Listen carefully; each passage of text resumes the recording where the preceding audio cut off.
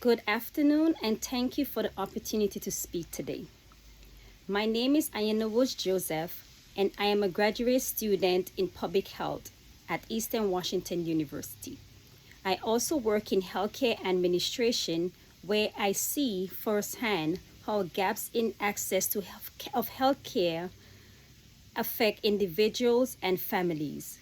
Because of this, I am here today to strongly advocate for expanding school-based mental health care services in across New York City. Mental health is one of the most urgent public health challenges we are facing, especially among children and adolescents. Over the past several years, we have seen a noticeable increase in anxiety, depression, and emotional distress among young people. At the same time, across access to care have not kept pace with growing needs. Many families facing long wait time, high costs, or limited availability of providers, which often delay care until a crisis occurs. In a city as diverse as New York City, these barriers are not experienced equally. Low income communities and communities of color are disproportionately affected, which continue to widen existing health disparities. This makes mental health not only a healthcare issue, but also a social and equity issue. Expanding school-based mental health services is a particular and effective solution. Schools are one of the most consistent point of contact for young people, and making them an ideal setting for early identification and intervention by increasing the number of counselors, social workers, and mental health professionals in schools. We can provide timely support, reduce stigma, and improve access to care where students already are.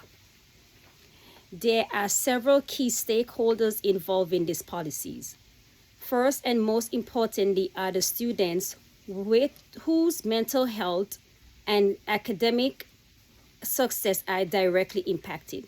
Families also benefit as they often struggle to navigate the healthcare system. Educators and school staff play a critical role as they are often the first to notice changes in students' behavior. Healthcare providers are roles.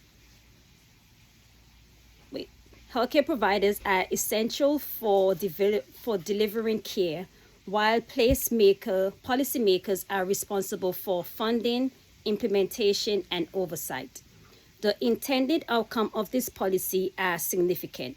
We are expected improved mental health outcome, early intervention of concern, better academic performances, and fewer behavioral disruption in schools. Over time, this can also reduce the burden on emergency services and lower overall healthcare costs.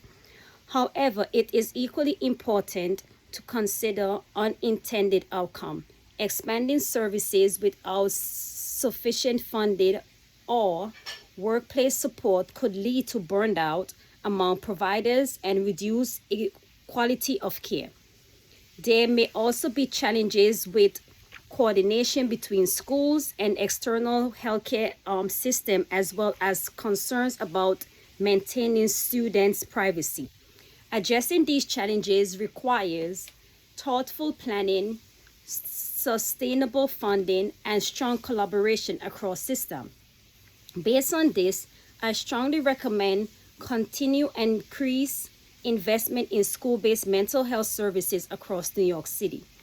This includes not only expanding programs, but also supporting workforce development, ensuring culturally responsive care, and building systems that allow for effective coordination and evaluation.